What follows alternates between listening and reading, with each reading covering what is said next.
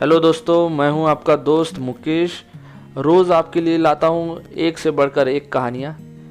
तो चलिए, आज मैं आपके लिए लाया हूं एक नई कहानी। शीर्षक है घमंडी कौवा। हंसों का एक झुंड समुद्र तट के ऊपर से गुजर रहा था। उसी जगह एक कौवा भी मौज मस्ती कर रहा था। उसने हंसों की उपेक्षा भरी नजरों से देखा। बोला, तुम लोग कितनी अच्छी उड़ान भर लेते हो।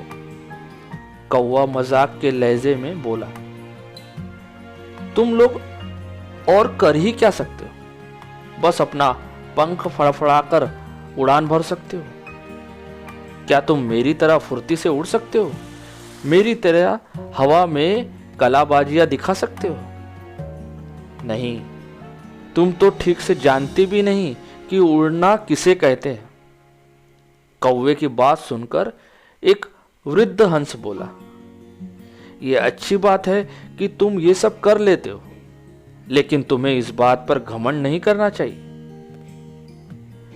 मैं घमंड वमंड नहीं करता। अगर तुम में से कोई भी मेरा मुकाबला कर सकता है तो सामने आए और मुझे हरा कर दिखाए। एक युवा नर हंस ने कौवे की चुनौती स्वीकार कर ली। ये तय हुआ कि प्रतियोगिता 2 चरणों में होगी। पहले चरण में कौवा अपने करतब दिखाएगा और हंस को भी वही करके दिखाना होगा, और दूसरे चरण में कौवे को हंस के करतब दोहराने होंगे। प्रतियोगिता शुरू हुई। पहले चरण की शुरुआत कौवे ने की और एक से बढ़कर एक कलाबाजियां दिखाने लगा। वो कभी गोल गोल चक्कर खाता तो कभी जमीन छूते हुए ऊपर उड़ जाता। वही हंस उसके मुकाबले कुछ खास नहीं कर पाया। कौवा अब और भी बढ़ चढ़कर बोलने लगा, मैं तो पहले ही कह रहा था कि तुम लोगों को और कुछ नहीं आता।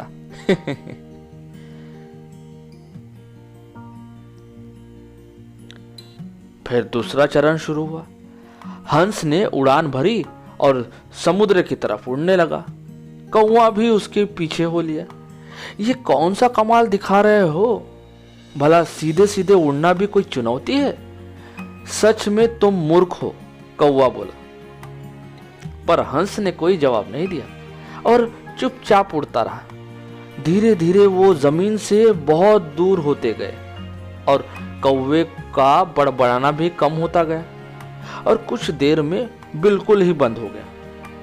कौवा अब बुरी तरह थक चुका था, इतना कि अब उसके लिए खुद को हवा में रखना भी मुश्किल हो रहा था और वो बार बार पानी के करीब पहुंच रहा था। हंस कौवे की स्थिति समझ रहा था, पर उसने अनजान बनते हुए कहा, तुम बार बार पानी क्यों छू रहे हो? क्या ये भी तुम्हारा कोई कर्तव्य है? नहीं, कौवा बोला, मुझे माफ कर दो। मैं अब बिल्कुल थक चुका हूं। यदि तुमने मेरी मदद नहीं की तो मैं यहीं दम तोड़ दूंगा। मुझे बचा लो, मैं कभी घमंड नहीं दिखाऊंगा।